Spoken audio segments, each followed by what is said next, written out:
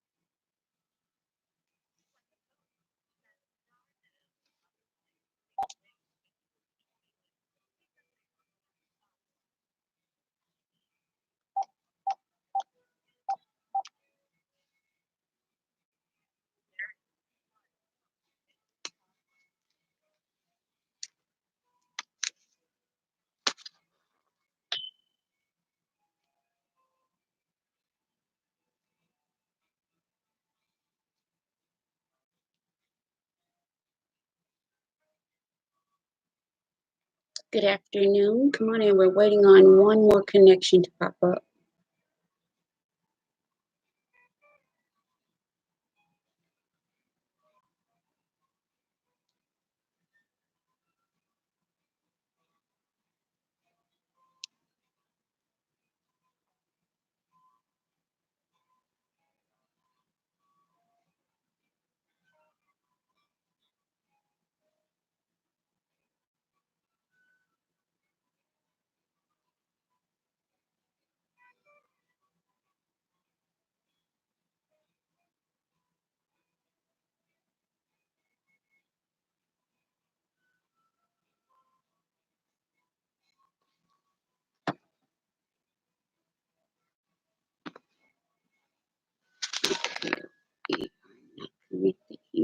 some reason.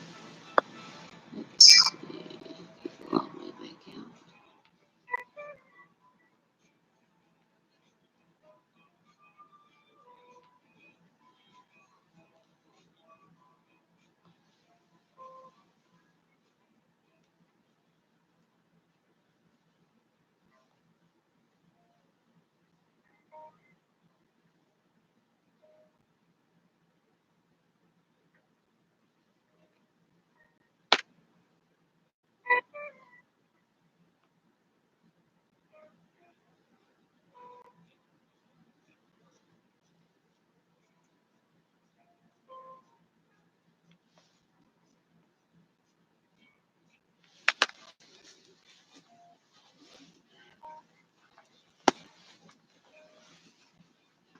All right, there we are. All right, I think I got everybody on now. Let's see.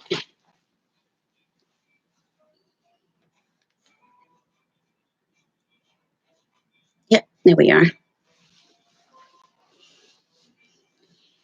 All right.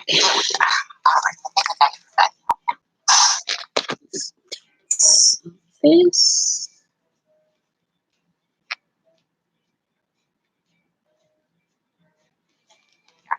Good afternoon. Come on in. Come on in. Come on in. Let's take the volume off this. Come on in. Okay, so today we also have the phone lines open for those of you that want to call in and listen. Maybe you're at work or you're driving or whatever, and you can't log on to see us visually. You can call in. I'm going to give you the call in number. When you call in, please mute your phone. The number is 605-313-5826. The call-in number is 605-313-5826. And your access code is 732492. And good afternoon, everybody. And you are watching What's on Your Mind. I am your host, Benita. And today we have a pretty interesting topic to discuss with you. I've been trying to come on for the last few days, but I've been getting ready. You guys know I was away last weekend getting my certification as a success in life coach. Woo woo! So I got that, and then school started back Monday, and then my classes start back this Monday coming. So it's been super, super busy. However, I wanted to not lose touch with my audience because you guys are so, so great. So today, I wanted to tell you welcome to the show. And again, we have the phone lines open. That number again, 605-313-5826. Your access code is 732492. If you'd like to call in and give us your comments once we get into the show. You guys know I like to start off by asking you, I hope you guys had a really good day so far. We're halfway through the day and almost halfway through the first month of the year. For those of you, this is your first time tuning in this year. Happy New Year. Wishing all of you love, light, success, and good health. Okay? And so today we want to talk about, I was on the phone. You guys know on this show, we're subject to talk about anything that comes up from a conversation, anything that comes up from something I might go through personally or something I may be a witness to. We're subject to talk about it here on our show. And we have absolutely no holds barred here on the show. Most of our shows are unscripted. You'll see me reading a few notes here and there, but most of them are unscripted. We're uncensored, and we are just really open to have healthy and wholesome dialogue. Okay, so I wanted to put that out there, and I do some topics, perhaps this one. Some of the topics we do discuss may or may not be suitable for young children. Hopefully they're all at school, but if not, some parents homeschool. So if you do have young children listening, this may or may not be, appropriate for them, depending on how you feel about the specific topic we're going to talk about today. This particular topic came about, well, it's been on my radar for a moment, but I didn't know that certain people that are close to me felt so passionately about the topic we're going to talk about today. Some of you saw the advertisement for for the show. So today we're going to be talking about a man's view around the world as he looks at women, particularly the Black woman. This show could go either way. It could come off really, really positive, or it could come off really, really controversial, depending on what side you stand on as it relates to the topics that we're talking about. Good afternoon, Instagram. Instagram, your text is a little bit. Uh, Happy New Year. Happy New Year to you. Instagram, you guys do so good. You guys do so good. Thank you for coming in. Thank you all for spending your lunch break with me. If you are indeed at lunch or you're at work and you're taking a break and you happen to tune in, wherever you are, thank you so much for tuning in. So I want to get right into it because you guys know my schedule is what it is. So I want to get right into the meat and potatoes of this particular message. So I was talking to a friend of mine, very, very, very, very dear friend of mine. So some of you guys remember during the week I posted, let's see if I can find it. I did that little test thing where they ask you who would you be paired best with? Thank you, sir. Who would you be paired best with? And some of you remember Facebook paired me with I don't even know what he is. I don't know what nationality he is, but I'm gonna try to find it and show it to you guys. Well, to me it was a bit funny. It was funny. And so of course some of my friends chimed in, but I had one friend in particular said that he would have an issue with that. And he told me why. I mean, and I understood what he was saying and all of that. Let me try to find it for you guys because it was funny to me, actually. Oh, here it is. So it's the post I did on January the 8th, and it says, "What will your boyfriend look like?" And it showed 100% match. Let me see if I can show you guys this. So, good afternoon, YouTube. So you guys can see this. This is the picture that Facebook matched me with, and they said it was 100% match. All right. As you can see, this is not an African American man. Uh, but according to this little, it's just a little game. I thought it was funny. Um, it said it was 100% match. So I was talking about it with a friend of mine. And so I asked a question and I said, "What do you think about that?" And I said, "How would you feel if I dated someone like that?" And he said he would have a problem with it. He would be upset about that. So I was like, "But why? Why would that upset you on that particular subject?" And he gave me his opinion on dating, you know, Black women dating other races versus Black men dating other races. So to me, that's a double-edged sword, and to me, it's more of a. It could be what's the word I want to use? It's a double standard, if you will. It could be very much a double standard involved there. That's just my opinion. Everybody's entitled to their opinion. Today, I'm going to open the show up. The phone lines are already open for those of you that want to call in. Again, the number is 605-313-5826, and the access code is 732-492. And I want to tell you guys, thank you so much. When you come in, click share for me, if you will. Thank you guys so much for coming in, viewing the show. Those of you that view the replays or what have you, all of those numbers are calculated over 30, 60, 90 days, 28 days cycle. That's how Facebook calculate their numbers and their algorithms and all of that kind of stuff. And so as of today, we're almost at 18,000 people that we have reached with this show since June the 1st of last year. So you guys continue to view the show, continue to share, if you will. That will help out a lot. A lot of times when people do want to help, the best thing that they can do, hold on one second. Oh, I thought they were in. Oh, they were not in. Okay, there they are. All right. Sorry, guys. I thought they were in already over there. Okay, they're in now. Okay. And so the best thing you can do sometimes is just share the videos. You know, that's sometimes that's all the help that vloggers need, you know, and those with podcasts. That sometimes that's all the help we need. Is not, you know, yeah, money helps, but sometimes that's, you know, just sharing a video can be more effective than probably anything else you might know. Okay. All right. Let's see. Okay, so Instagram, long as I'm not sideways. I know last time I was sideways. And but again, the phone line's open 605-313-5826. The access code 732-492. All right, let's get into it. So he was saying that he would have a problem with it. In general, he has a problem with Black women dating outside of their race, but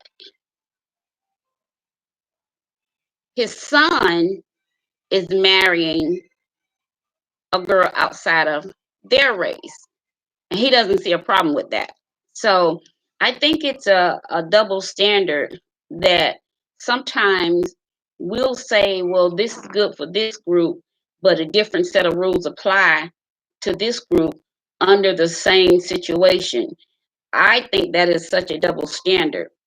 So we went down the list. I started asking him questions because now you got me a little curious on your thinking, because you're saying you have a problem when Black women date, particularly white men, but you don't have a problem when Black men date non-Black women.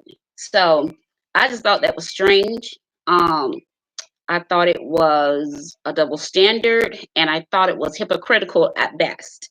So I said to African American or non-Black woman, I said, how do you feel about that? Oh, you know, long as, you know, it's somebody he can love and they're happy, I don't have a problem with it. Okay, but you have a problem with a Black woman wanting to marry maybe a white man or an Italian man or what have you. His answer was overwhelmingly yes. So I'm going to be asking you guys some questions throughout this broadcast, and I want you guys to really think about the questions. You can post your answers. You can even call in and give your opinion, or if you'd like to join us live, just put it in the comments and I'll bring you on live with us. All right? All right. So here's what he said. We start talking about the different types of women, different cultures of women, and different ethnicities and all of that. So here's what he said. I'm going to give it to you the same way he gave it to me.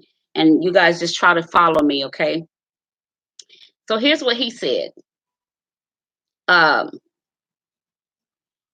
Mexican, Latinos, and Colombian women, they're not as submissive, but they'll love you harder.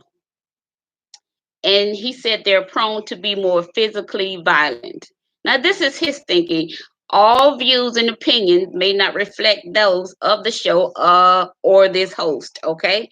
This is a conversation. This is an interview with someone else, all right? All right. These are not my views. These are not my opinions. I just simply asked the questions. So then he said, so I said, are you saying then that Black women are not taught to be submissive? His answer was no, Black women are not taught to be submissive. He said, in fact, Black women will try to embarrass their men in public. He said, Black women try to emasculate their men. And then he says, Black women are more prone to taking care of their men more than any other race because their self-esteem is real low. Now, child, you guys know I was just trying to hold back. I didn't want to say anything, you know, because apparently this is something he needed to get off his chest or what have you. So what I did, I said, how about I do this?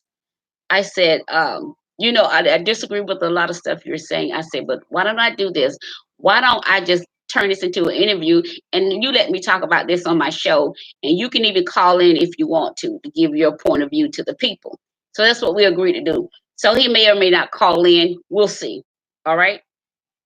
So again, he said, number one, Black women are not taught to be submissive.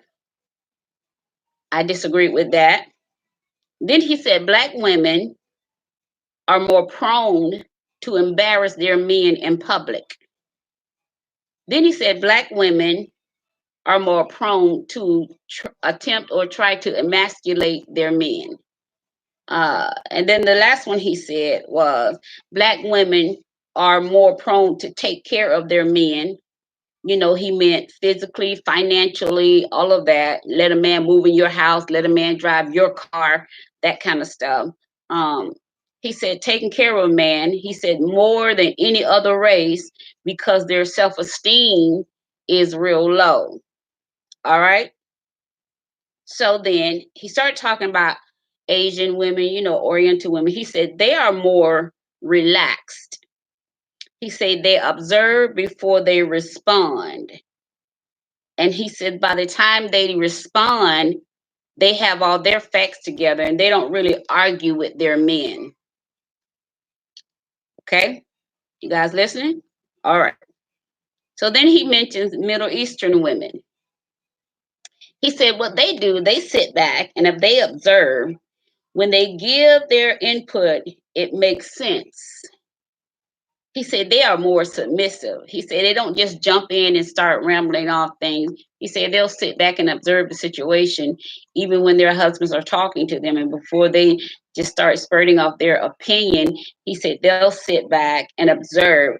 And then when they do give their input, he says normally their input makes sense, okay, because they are more submissive. All right. Shall I continue? All right. So then, he mentions white women. He says, white women are taught to be submissive to a certain degree. He says they are not prone to act, how did he say? They are not prone to act a fool or argue with their husbands in public. He said they're more understanding of their men. You guys still with me? All right. So he says African women are strong. They don't take no mess. They're quicker to defend themselves physically and mentally than American women. He's saying that American women take more, you know, stuff physically, and American women take more mentally off their men than African women do. He said African women are more prone to defend themselves mentally and physically than American women. Then he said African women are more submissive to their husband and will provide in her wifely and financial way. Again, he said that African women are more submissive to their husbands and they're more willing to provide in their wifely duties and in a financial way to help their husbands. This is what he said. All right. So then he says, however, Jamaican men and African men are very controlling, but they're good providers. All right. Then he said most men, is, in his opinion, make good providers regardless of their race. Y'all ready for this? So the question was then, why do white men choose Black women? He says, have you ever heard of that little quote, the blacker the berry, the sweeter the juice? So I said, yeah. So he said, white men still believe that about Black women. And so that's why they like to go after Black women. And then I asked him the question, well, why do Black women choose white men? He said one word: security. He's suggesting that if you see a black woman with a white man, she's with him for the sake of security, as if to say she could not get that same security within her own race. So then I asked him this question: why do black men choose women outside of their race? He says, black men that choose women outside of their race have a false sense of security with black women because they think black women are not submissive, and they think that a black woman will act a fool in public. That is what he said. I'll read that again. So my question was, well, why do you think black men choose women outside of their race?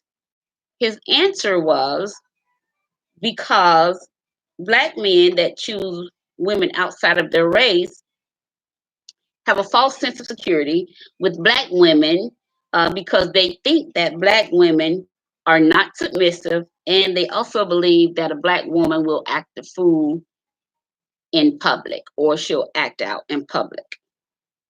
So we continued to talk. So in the back of my mind, I'm building up my questions to him, and you'll be surprised where we ended with this conversation.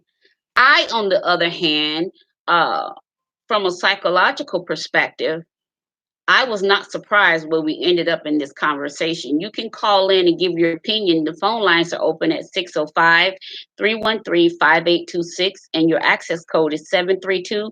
You can call in now and give your opinion. All right. So I said to him, well, if that's the reason that a black man would choose a non-black woman, then why do black women choose, then why do white non-black women choose black men? Y'all want to know what his answer was? He said, non-black women choose the black man because of sex. They believe the majority of black men are well endowed sexually. That's what he said. So if you see a black woman with a white man, she's with him for security. But if you see a white woman or a non-black woman with a black man, she's with him because he's well endowed sexually. All right. So then he says, then I asked him a question. Well, what culture of man do you think is more prone to marry uh, what type of woman? So he said, a man from any culture could or would be more prone to marry a white woman. And so I said, well, why do you believe that? His answer, because they are more acceptable. They stand by their man without any drama. That's his answer. These are his opinions and not necessarily the opinions and beliefs of this show or the host. Okay? So then he said, the least likely to get married out of all the race are African American women, because they seem to be more controlling. Least likely to marry are African women because they're more controlling than black women. So I said, well, why do you feel this way about black women? You ready for this little turn? This is where I know we were going. So I said, why do you feel the way you feel about black women? Because keep in mind, you're married to a black woman. Your mother is a black woman. Your daughter is a black woman. Your son is a black man. However, he is engaged to a Hispanic girl. Okay. So he said, based off of his experience with black women, this is why he feel the way he feel towards black women. So I asked him this question. So how would you sum up how you really feel about black women? Ready for this? Everybody hold on. This is how he summed up how he feels about the black woman. Again,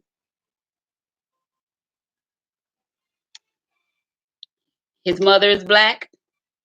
His grandmother that raised him was black. His wife is black. He has a black daughter. His sons are black. He has black daughters.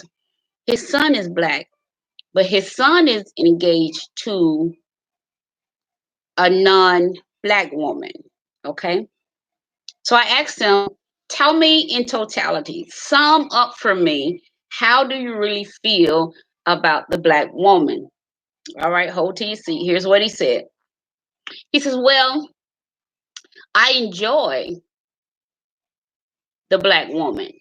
He said, I would choose the black woman over any other race any day or time. Sounds good so far, right?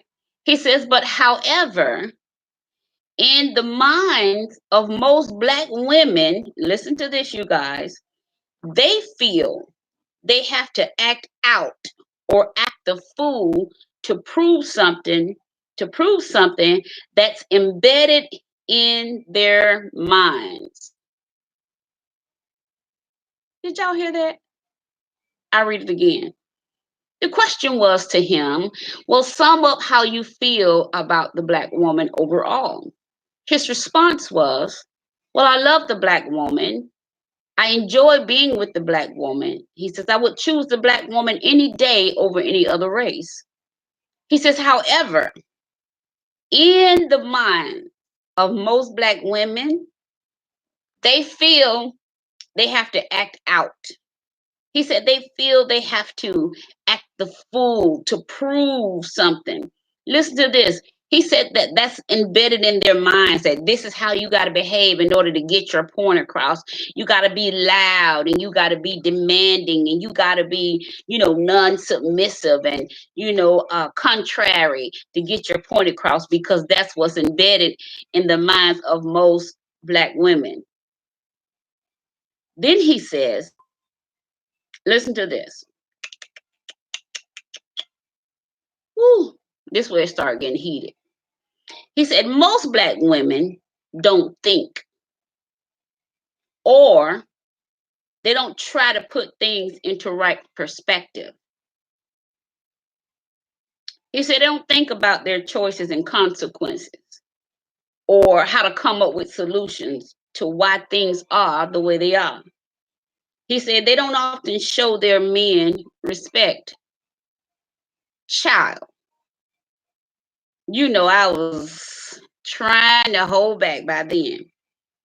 So I'm just like, okay, Benita, just get through the interview. And then when you get done, you can give him your opinion. That's exactly what I did.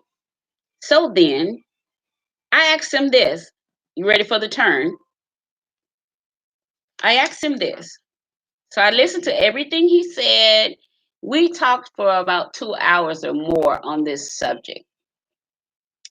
So actually, I'm giving you the condensed version of everything we talked about and everything that he said, how he was answering the questions and how he was displaying how he actually felt about black women versus any other race of women, but more specifically, how he felt about black women that choose to date white men. He has an issue with that. However, he does not have an issue with his son who is engaged to a non-black woman. He doesn't see an issue with that. If a black man dates a white woman or marry her, he doesn't have an issue with that. He does have issue with black women who choose to marry white men. His reasoning was this. For years and years and years, during the time of slavery, white men would rape the black woman. He said, so then he turned it personal. He said, so if you even consider being with anything other than the black man, he says to me, Benita, then for you to do that, that will be a slap in the black man's face. I said, so let me get this right. So your son, who's a black man, is getting ready to marry a non-black woman, and it's okay.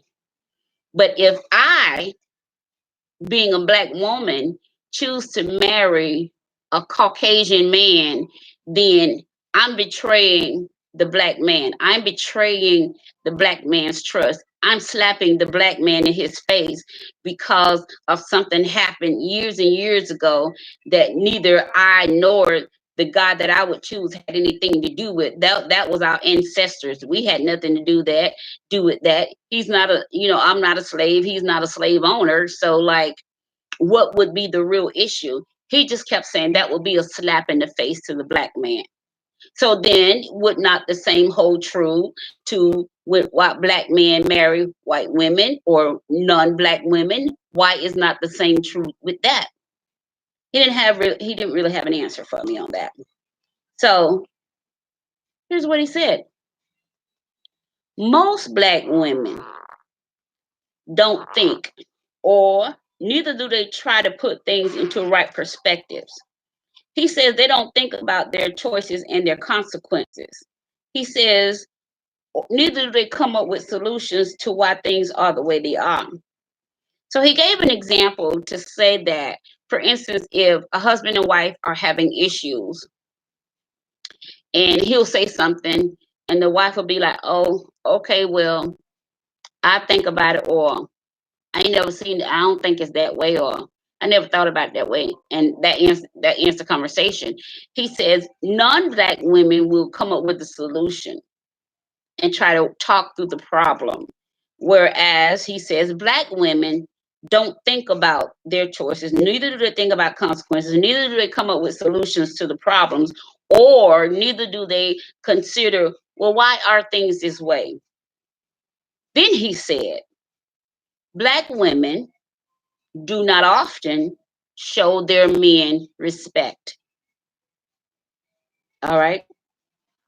So here's where the whole conversation turned. I let him say everything. I let him get all of that out of his system because apparently, because he was able to just run everything down the way he did, this is something he's been holding in his heart for a minute or so. This is not something he just woke up and started thinking like this. This was in his mind and his heart for a long time. So I just kind of let him talk it out, get it all out. But in my mind, I already knew where I was going with the conversation. Here's what I asked him. So I said, is that how you really feel about black women? He says, yes, that's how I really feel about black women. I said, but you're married to a black woman. Your daughters are black women. Your mother is a black woman. You were raised, your grandmother raised you. You were raised by a black woman. He says, okay, but I still feel that way towards black women. So now my mind is clicking. I'm thinking. The whole while he's talking, I'm thinking. Here's what I asked him. Ready for this turn? I said to him, how much, you ready? How much does your relationship with your mother influence your view of black women? And there we have it. There we have it. I'll say it again. I let him go through all of this. He explained how I'll do a recap. I'll go back and read it. He went over how all of these women were more submissive than black women, are more respectful of their men than black women, are more giving, are more loving, are more understanding than black women. So while he's talking, and I'm like, is this how you really feel? So while he's talking, like in the back of my mind, I'm thinking, this has got to be deeper than this is just his feeling. This comes from a place because remember I said that we get opinions from two different places. We form our opinions from two places in our mind.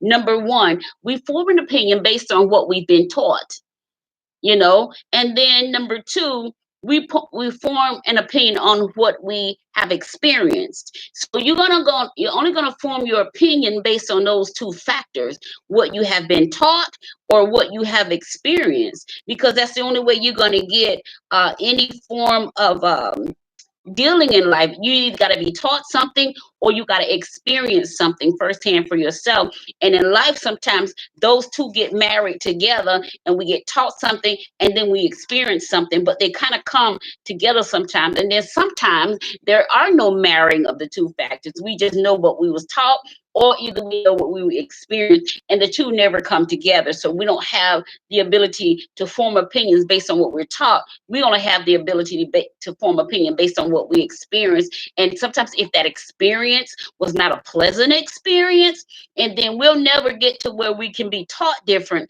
because our experience and our opinions formed by our experience, they're going to always outweigh what we have been taught. Okay. So I asked him a very poignant question.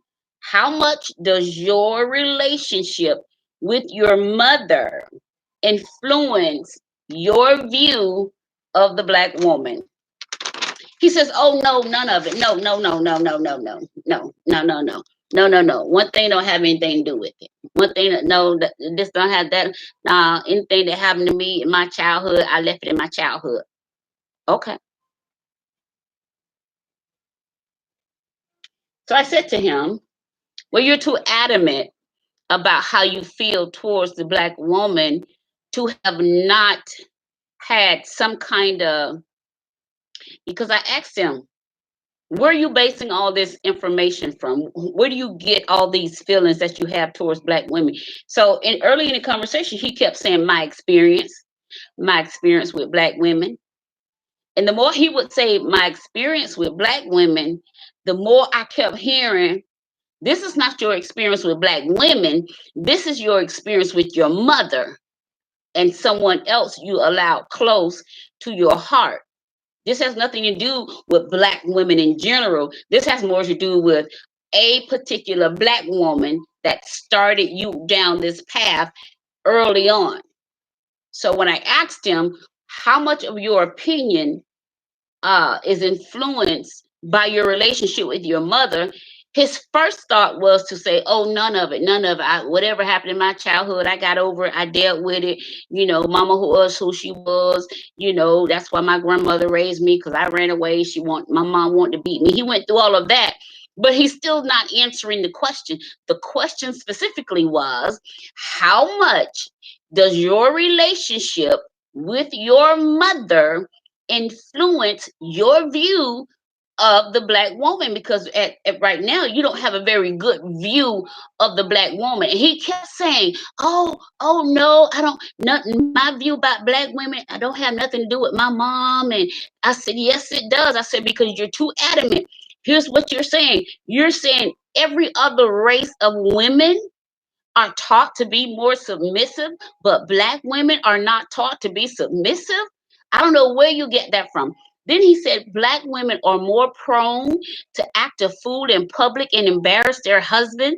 Then he said Black women are more prone to not be respectful towards their husband, not be supportive of him. He says, for instance, if I could lose a job and be married to a Black woman, and she'll be like, when you going to get a job? When you going to do this? He says, but a white woman will be like, well, honey, it's okay. We're going to be fine. You're going to find something. So he kept making these disparaging remarks against Black women. And so the more he talked, the more I was like, something else is going on. This can't just be how you feel, because again, you're married to a Black woman.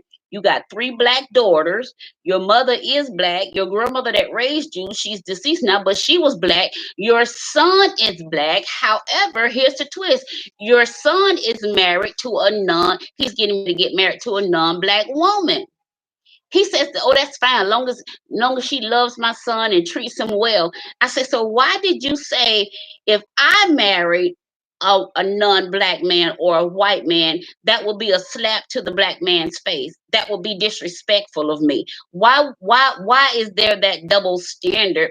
And I know he's not the only one that feels that way. I've talked to people that feel that way, that Black women should not get involved with non-Black men. However, they don't necessarily see a problem when Black men get successful, they automatically go get women outside of the Black race. And everybody's okay with that. Oh, he has the right to love whomever he loves, and love don't see no color, and people, we all bleed red, and God love us all. We can't be a Christian and not see past color. You get into all those semantics. But when we see a black woman that falls in love with a white man or a non-black man, he told me I would be disrespecting the black man. He said to me, because of slavery, because the white men used to rape the black women, he said to me, if I indeed dated or married a white man, he said that I would be slapping the black man in his face. So I was like, it's something going on with you. So after he went through all of that, I'm going to go back and read over what he said about Asian women. It was a lot. So I said to him, how much of your relationship with your mother influences how you view black women? He kept trying to deny it. So after a while, here's what he said. Well, you're right. You're right. He said, my mother showed favoritism, and she never made me feel first. He said, I wanted to feel special. I wanted to feel wanted as a man, as a young boy. I wanted my mother to make me feel special. I wanted my mother to make me feel wanted. I wanted my mother to make me feel loved, but she never did. Ready for this next turn? Are you ready? And I said, okay, so we got that part. So your mother then put a bad taste in your mouth when it comes to black women. So now, because your mother was not loving and kind and gentle, she didn't put you first, and you didn't see that from her. So then you think that's how women are. He said, well, no, it wasn't just my mother. So I said, well, let's keep going. Let's go a little bit deeper. He says, then I married a woman that didn't put me first. She didn't make me feel like I was first to her. She didn't make me feel like she really wanted me. She didn't make me feel special as a man. He said, in fact, I was her rebound love. She married me on the rebound because the guy she was engaged to broke up with her. He said, so I never really felt first to her. I never really felt that I was her choice. So I said, okay. So now now he's calming down. Now you can hear a little humility coming over him. Now you can hear him thinking like, okay, all that stuff I just said, I said out of anger, because he was very passionate in what he said. I'm going to go back and read some of the stuff he said. And then those of you just coming in, good afternoon, you can hear the passion in his statements against black women. Okay. So then he says, what he says, men and women want the same thing. So I said, what is that? He said, attention, open communication, affection.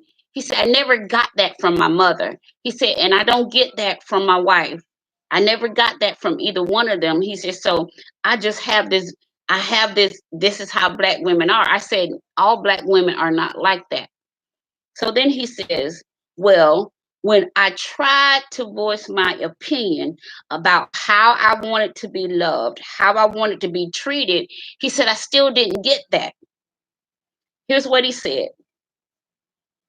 He said, I told my wife, yes, I know you love me, but you're loving me in a way that I don't want to be loved. You're not loving me in the way that I'm telling you I need you to love me. You're loving me in a way that you want to love me. You're giving me what you think I need. When I'm telling you, that's not what I need from you. This is what I need from you, but you won't give me what I need. You're only giving me what you want me to have. Very important stuff there. Very, very important stuff right there. He said to me, I told her over and over and over again, this is not what I want, but that's exactly what she gave me. And then he said, I told her over and over and over again, this is what I need from you. And he said she absolutely refused to give him that. He said, so again, now you're doing the same thing to him that his mother did. You're not putting him first. You're not making him feel special. You're not making him feel loved. You're not making him feel wanted. You don't make him feel like he has a voice. So then he says, black and white American women, wow, will not give their husbands the same love and respect that they want in return. What do y'all think about that? He says black and white women do not give their husbands, black and white American women will not give their husbands the same love and respect that they want in return. That is what he said. That is what he said. And so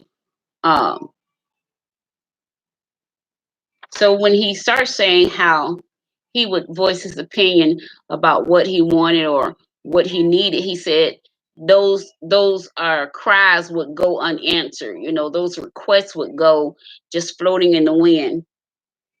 So I made a statement to him. So I said, do you think, this is my personal statement I made, do you think then most women listen only to respond, but they don't listen to receive? He says, that's what I'm saying. So then we started talking real briefly. He said, that is why when a man cheats, listen to this. He said, that is why when a man cheats, most of the time, it'll start out about sex at first. He said, then it becomes what he's been looking for.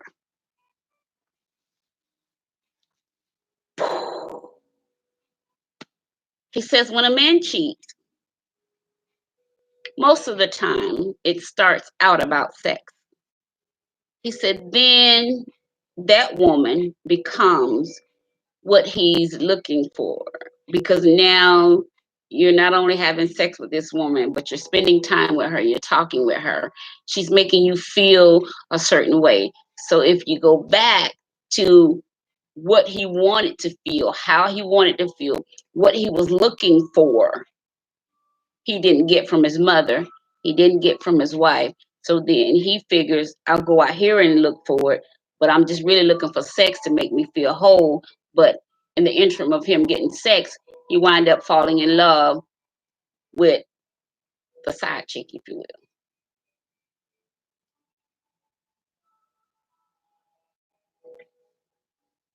So I thought it was interesting, and I was wondering how many other black men actually think that way.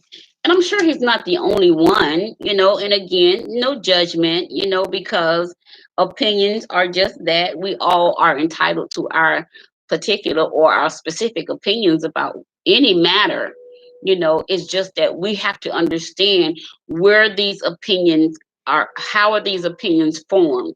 Are these opinions, remember I said opinions are formed from two areas. Either they're formed from the area of information we're taught, or they're formed from information that we have experienced. And in his case, he was not taught to feel this way. He experienced feeling this way. So through his experience now, he has this negative connotation about women. He has this negative, not just women, but he has this negative connotation about Black women, how Black women behave, how Black women treat their men. And here's what he said. Here's a quick recap. He said, well, most Black women like to embarrass their men in public. So, excuse me. So I said, well, where did you get that from? He says, well, this is what happened one time when such and such. I said, so that's based on your experience with that individual. That one experience or your experiences with that one or two individual cannot classify a whole race of women as non-submissive or controversial, or always ready to attack or being disrespectful towards their men, or the way he put it was acting out in public or acting the fool in public. Those were his words. So he says, well, Mexican, Latino, and Colombian women, they're not as submissive, but they love you harder. They love you harder.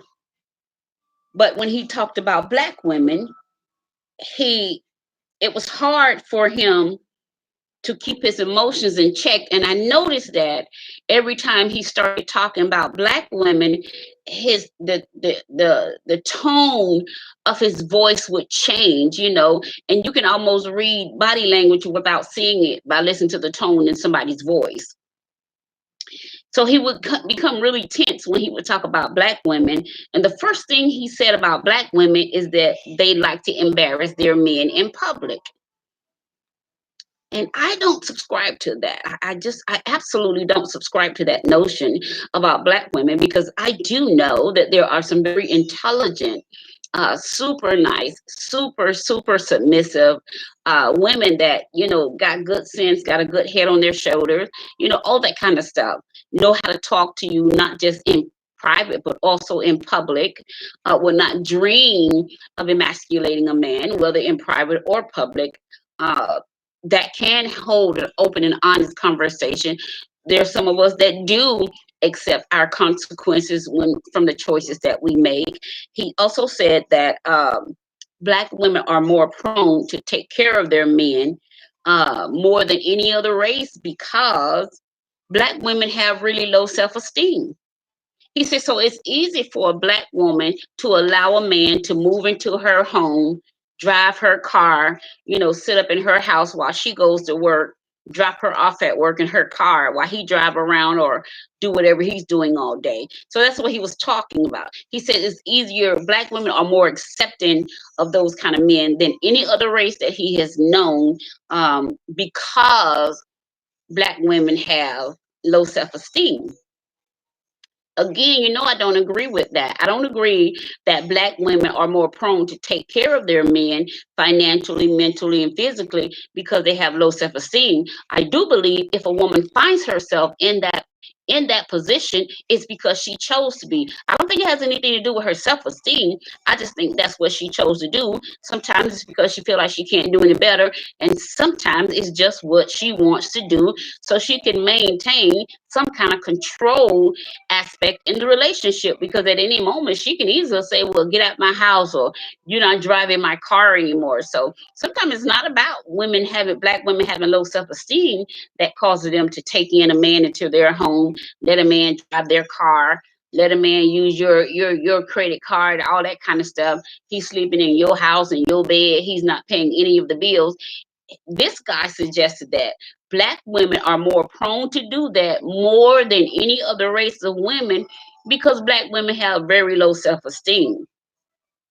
Then he says Oriental or Asian women, he said they're more relaxed.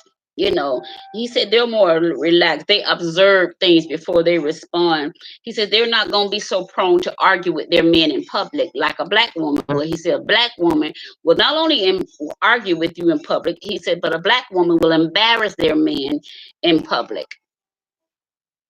And then he also said Middle Eastern women, I'm giving you a recap. He said they sit back and they observe, but when they give their input, it makes sense. And they're more submissive. Whereas Black women, when they give their input, they're giving their input basically like emasculate you, shut you down, show you where you're wrong, show you how you ain't no good. This is what he's talking about. They're not coming from a place of submission. They're not coming from a place of rational thinking. They're not coming from a place of, well, let us make sense of this together. He said Black women, Middle Eastern women, he said that's why they keep themselves covered, because that's a sign of respect. When they go out in public, they're covered because they respect their husbands. And so I just thought that this is deeper than what I thought it was. And for as long as I've been friends with this person, we've never got into that deep of a conversation on this particular issue until yesterday. So then he says, white women are taught to be submissive to a certain degree. He says white women don't argue with their husbands in public. He says white women are not prone to act a fool. He says white women are more understanding of a man. They understand their husband. They understand the plight of a man. In other words, he will say that, remember I said to you, he was saying that if you're married to a black woman and you get out of job, you lose your job, or you lose a contract, or you lose your bonus, or what have you, he was saying a black woman would show you that she's angry, she's disappointed with you, she's upset about it, before a white woman would. She would be more, oh, it's okay, we're going to be okay, you'll find another job, we have a little bit in savings, we'll be okay. He said that's the difference between black women and white women, how they respond to when their man is going through something. You know, um, eh, you know, I said to him, that's not altogether true, you know. Um, then he said, African women are strong. They don't take no mess. And he said, African women are stronger than American women because sometimes American women, they're strong, but not as strong as African women. He said American women just let people walk over them sometimes, but African women don't take no mess. Then he says African women are quicker to defend themselves physically and mentally than most American women. Hmm. I don't know that to be true because I know some American women.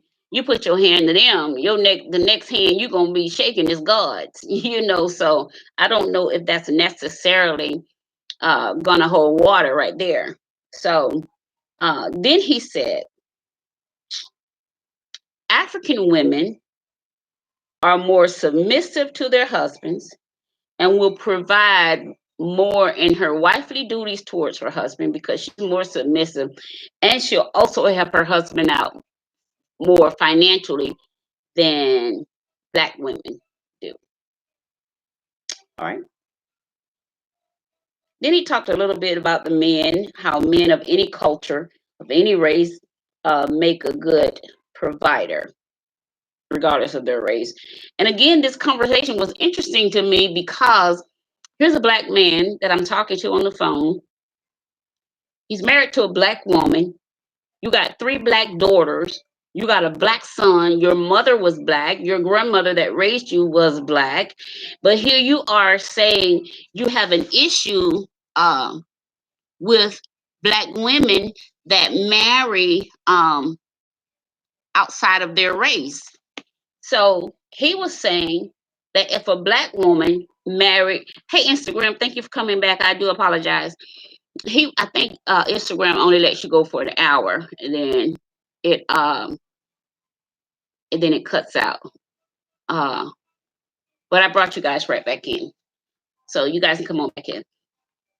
So he was saying that he didn't have a problem. He doesn't have a problem with a black man dating a non-black woman. Thank you. Come on back, Instagram. I apologize.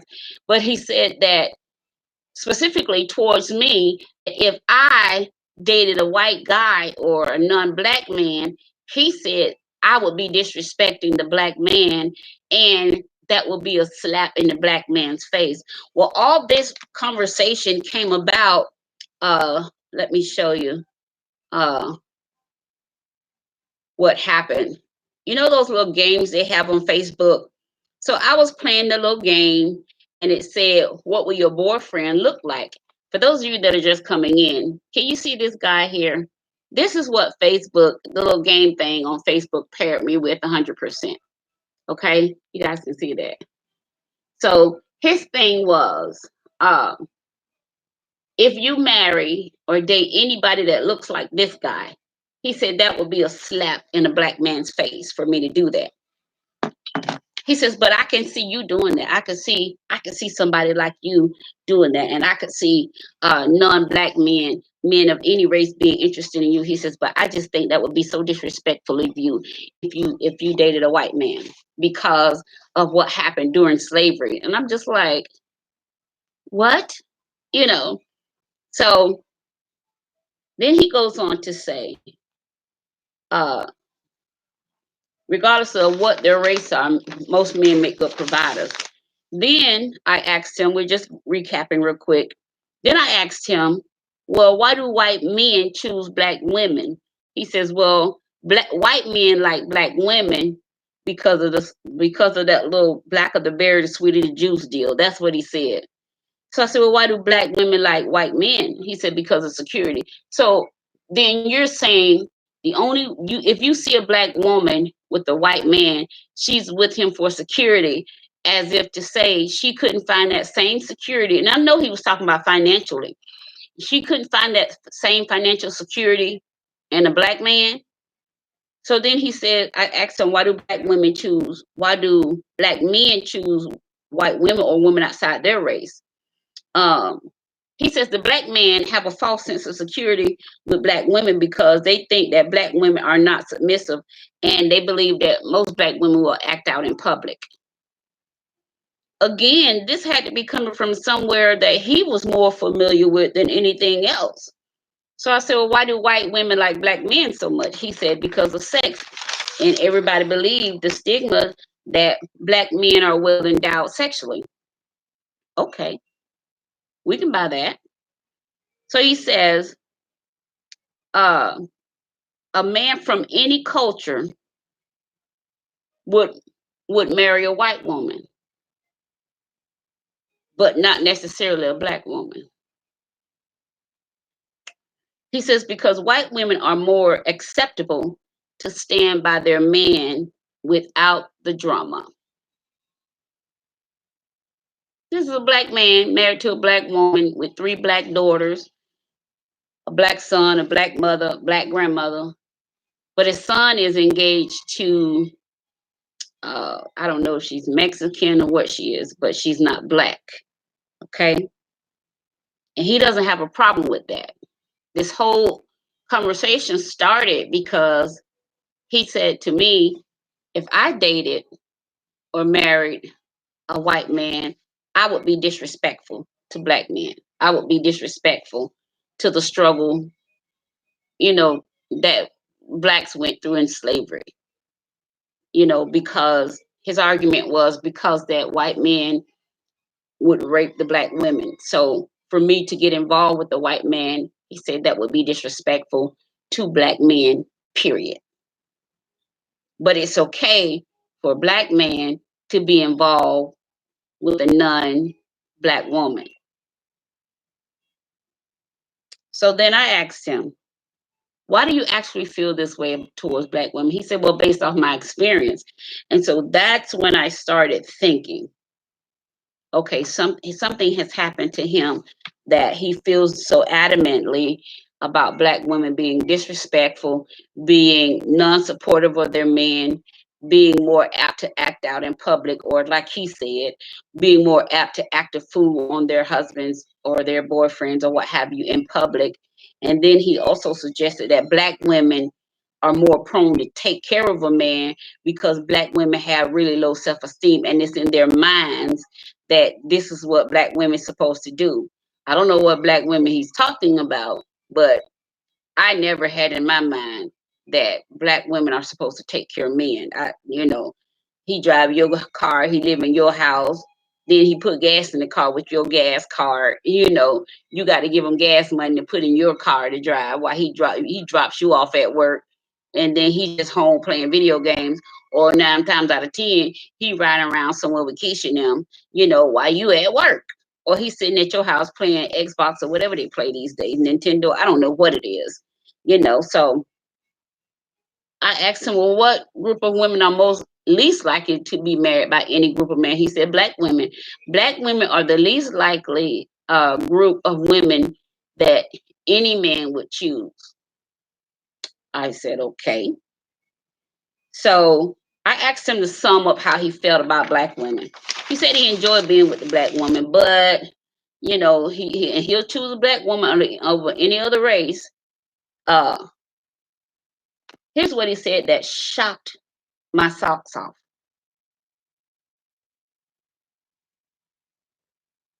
He said, Well, truthfully, I would bed a white woman, but I would never wed a white woman. I said, do you know how ridiculous that sounds? So he says, well, in the minds of black women, they feel like they have to act a fool, or act out in public in order to get attention or to prove something that's embedded in their minds. I'm like, well, what could it be embedded in the mind of a black woman so much so to where she feels like, well, I gotta act out. I got to show him that, I'm not a pushover. I gotta show him I'm his equal. You look like, what is it? He didn't really have a definite answer to what that thing could be that's embedded in the mind of a black woman. His argument was that there is something embedded in the mind of a black woman that suggests to her that the only way you're going to get your voice heard, is to come off with your popping and the neck rolling and to get loud and come off all with this attitude and loud and vociferous and, let me put you in your place, all of that. And I'm just like, I don't believe that, not all black women are that way. Not all black women shut down during communication. Not all black women shy away from affection. Not all black women, are prone to mistreat their man, whether in public or in private. Perhaps the ones you have dealt with, but you cannot categorize and put everybody into a same boat because number one, you have not dealt with enough black women probably to get a fair assessment. You've dealt with the women you've dealt with, and this is what we got to look at when we start talking about, well, this has been my experience with this group of people, or this has been my experience with this person. Well, can I suggest then that we examine the choices that we make versus saying, well, this person is like this, I dealt with them. This person like that, and I dealt with them. Can we reverse that or flip that around and say, the people I choose to deal with somehow are like this because this is what I have attracted to myself? I think until we start taking responsibility for the type of people, whoever you are, whatever your beliefs are about this interracial dating or interracial marriage, and like I said, I was really confused because I didn't really know he felt this way. I've been knowing this guy for some years, and I never really knew because we just didn't get into that deep of a conversation about this until now because his son now is engaged to a Mexican girl, and he's just fine with that. But when I showed him, when he saw this test, which is just a little game thing, he was offended that it paired me with the non-black guy.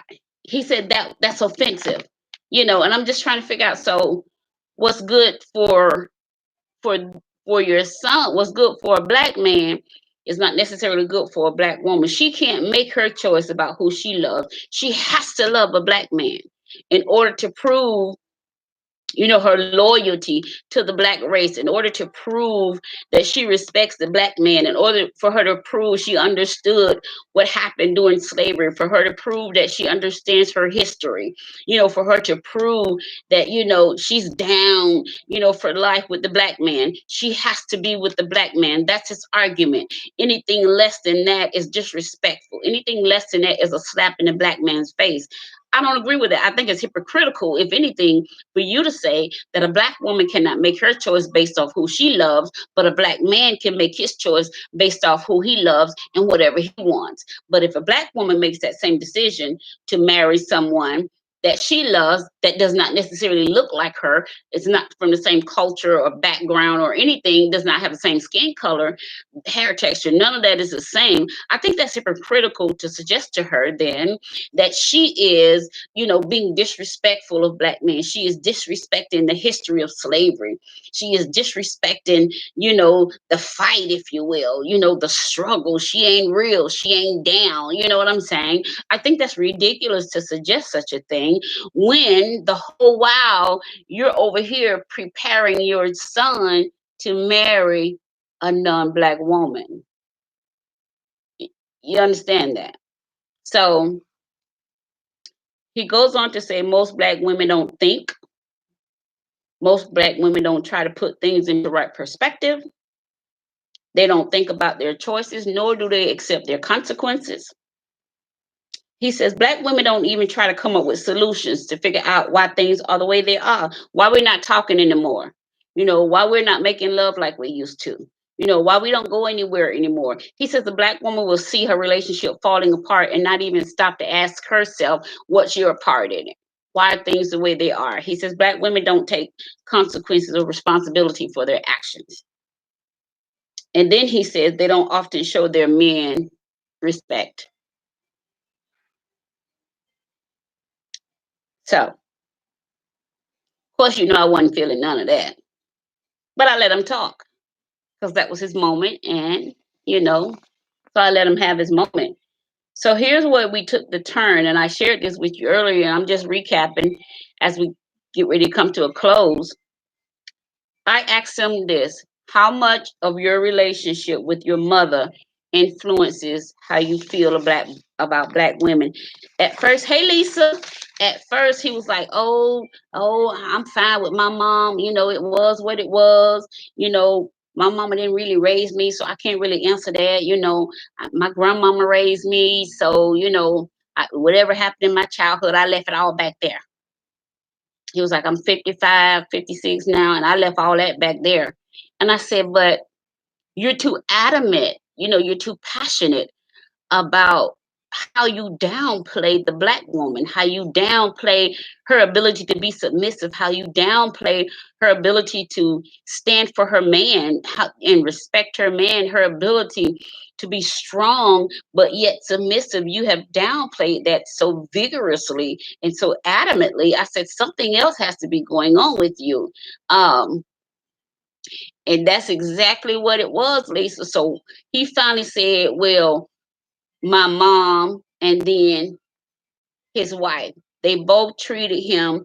Lisa says maybe he's reflecting on his wife and his recurrent relationships. That is true. He says that the women he dealt with didn't really make him feel first. That started with his mother. He said she always showed, it was two of them. His parents had two children, him and his sister. And he said they always showed favoritism towards the sister. The dad was in the home, but he never spent any time with him. So he said finally one day he got tired of his parents favoring the sister. So one day his mom was going to whip him and he decided to run away.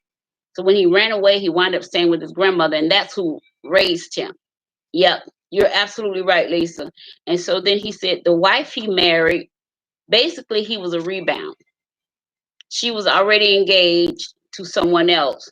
That guy broke it off with her, and she wound up going back to this guy, and they wind up getting married. However, he knows that he was never her first choice because she was engaged prior to him asking her to marry him. And the only reason they wind up together was because the other guy that she was cheating with broke up with her.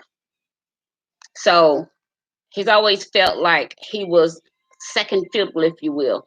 So now he's come to this place in his life where he's like 55, 56, and he's just now dealing with his demons of feeling that way towards his mother and how he's feeling towards his current wife. And he said, black women, when you tell them how you want to be loved, they don't listen. That was his other thing. Black women don't know how to listen. Black women, he said his wife, more specifically, gave him what she wanted him to have. He would request, this is what I need. My mom didn't love me. I think it was unfair of him to put so much neediness onto his wife when in our actuality, he needed to go back and have that conversation with his mother.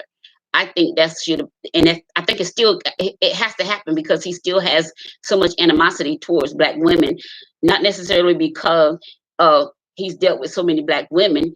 I believe that animosity comes from the fact that he never got over how his mother treated him growing up as a child. And then when he got married, he never actually dealt with the fact that you really was a rebound dude. You wasn't first choice. Had the other guy not broken up with her, the woman you're married to now actually would have been married to someone else. These are things you know for sure. And these are things that I believe is driving his opinion of black women. So from a bad experience with his mother and a bad experience with his wife, he now has this view of black women. And I say, well, what happened? Why do you think black women will embarrass you? So he told me about a scenario where he went to do something nice for his wife and she just cut up royally in public in front of all of the salespeople, everybody. He said she cut up so bad they just had to leave. So I said, well, that's just one experience. And I can understand how that can stick with you in your heart and mind, but you cannot say that black women as a whole are prone to, in his words, act up or act the fool or embarrass their men in public. All black women don't do that. Me, for one, I'm not going to ever embarrass you. You know why? Because I do not like to be embarrassed in public. And so uh, I'm of the mindset that whatever standards you set for yourself, that's how people will treat you. And if you set a standard such as, you know, whatever we need to settle, we'll settle it in private. Certain things we're not going to discuss in public, you know. Once you set those standards and then you teach people how to treat you based on the standards you set for yourself. You see what I'm saying? So then, he just had a lot to say that I never knew he actually felt that way. So then he ended by saying, that is why. Oh, he said that men want the same thing that women want. Men want attention. Men want open communication. Men want affection. He said men like to be held. Men like to be encouraged. He just went down a whole list of things. And I said, yeah, I agree with you. Yeah, Lisa. Lisa says, I can't imagine. It must be very difficult to be married to him. Honey, listen, I would imagine so, especially if I know, like in my heart, I know I was never your choice. That's got to be a heck of a situation to be in, you know, knowing that you married me because I was the more secure choice. So I think it's a trip to be married to him.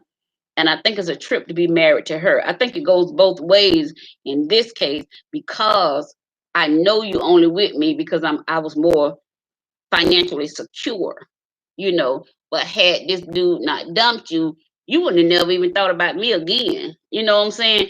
So that's one way to look at it. The other way to look at it, Lisa, to your point is any little thing she do, any little way she might look wrong, he's gonna automatically feel like, well, I wasn't never your choice anyway. So he's gonna always bring that back up. So, ooh, child, I'm like you, Lisa. Honey, I'm like, listen, this ain't. We could just kiss and say goodbye because I think when we get to the level of toxicity in a relationship, we either need to sit down, have a come to Jesus moment, or we need to kiss and say goodbye because all this negative energy.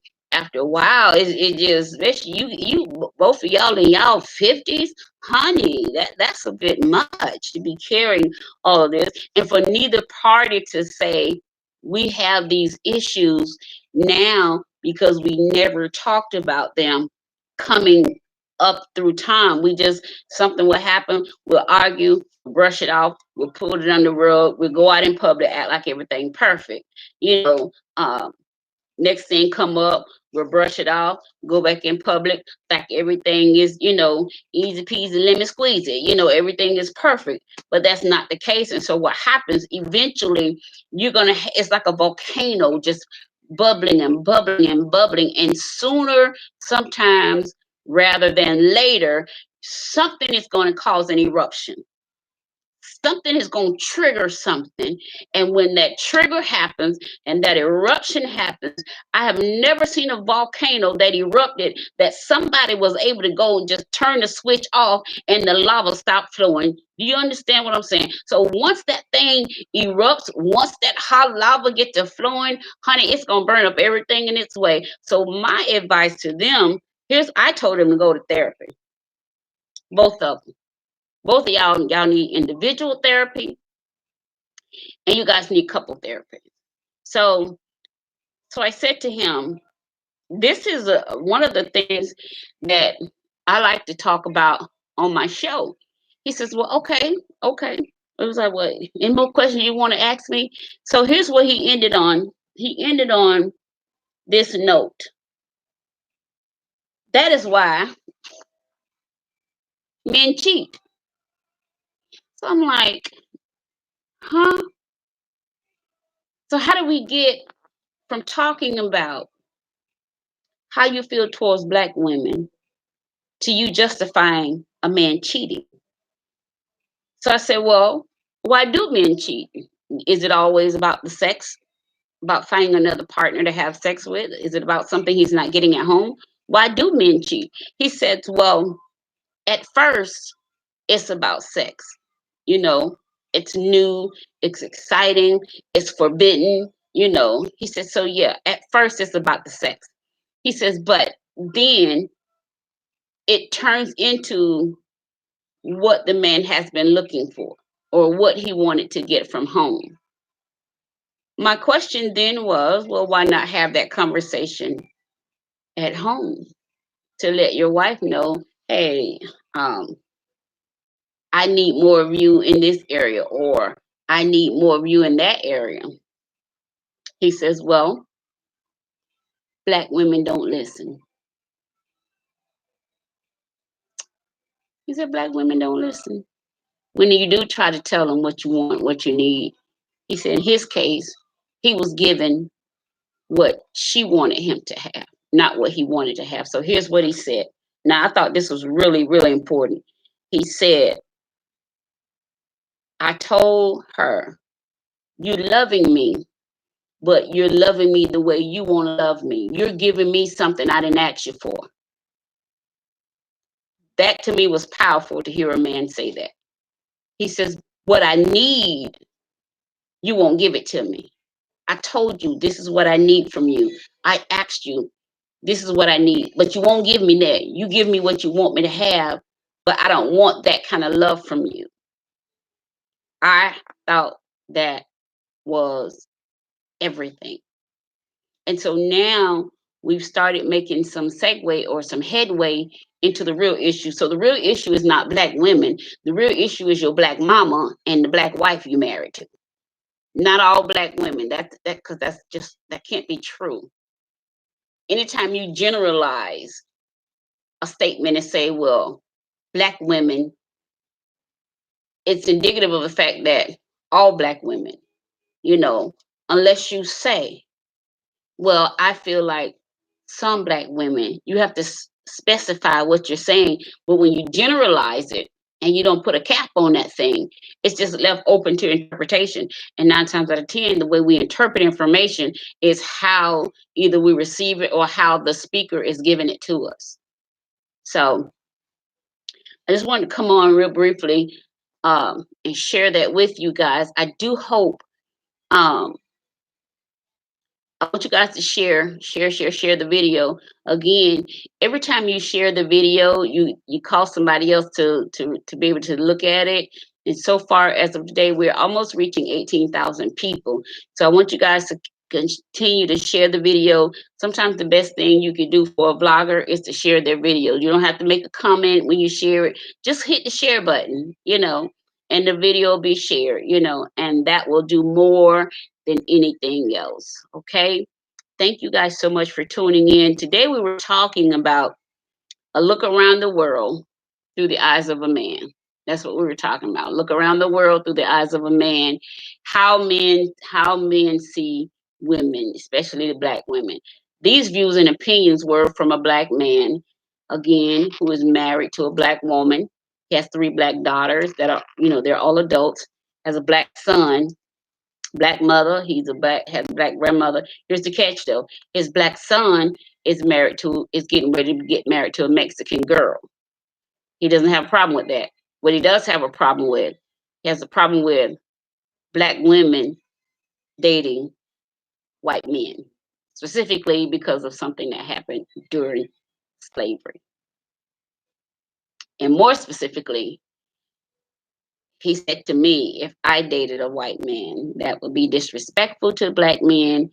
It would be a slap in the back black man's face, and I would be basically, ignoring our history, because of during slavery how white men used to rape the black women and all of that. So that was his take on everything. But at the end of the conversation, I did suggest that he do two things. First, go to therapy, then try to have a conversation with his mother and have another conversation with his wife. All right. So you go back and you have to watch a replay from the beginning. I would like to hear your thoughts and opinions on this matter. Again, I'd appreciate it if you would share the video. Thank you again for tuning in. You have been listening to Benita and another edition of What's on Your Mind. Hey guys, listen, come February, we are doing it not only different, but we're doing it big. We have some exciting stuff coming up for you. During the month of February, we're going to reveal some awesome new stuff for you. The show is revamping right now, so we'll have a new name, new advertisement. So you guys just stay with us. Continue to follow us if you're on YouTube. Hey guys, go over to our YouTube channel and subscribe. Benita Bradley Ministries is our YouTube channel. Go over there and subscribe to our YouTube channel. We're trying to get our YouTube numbers up as well. All right. Uh, Instagram, thank you guys. Always do so well. Thank you, Facebook. You guys do so well. I do ask again that you guys share the best way you can. I don't know how Instagram shares. I don't know how you guys can um, share on YouTube, but Facebook, I know you just hit the share button. Okay. That much I do know. Uh, but your other guys, I don't know, but do share the videos. Okay. All right. And so, we'll be on again. So I start back school on Monday. You guys know I'm in my last year. So, start back school on Monday. Um, this semester we are talking about abnormal psychology. So we're probably talking a lot around those matters and talking in depth about those matters. And hopefully we can come up with some healthy solutions on how we can live better. All right. So until next time, I will see you guys again. Thank you so much for tuning in. And I do pray that you guys have an amazing day, rest of your day. Um, this weather is constantly changing, so make sure you cover up if you're where it's cool, protect your voice and things like that. And take your vitamins and be well, all right? All right, so until next time, I will see you guys. Um, I don't know, I may see you guys tomorrow night, tomorrow Saturday. I don't know, I may see you again this weekend. If not, I'll certainly see you during the week, all right? Until next time, I am your host, Benita, and you've been watching What's on Your Mind. Don't forget to share, all right? Bye-bye.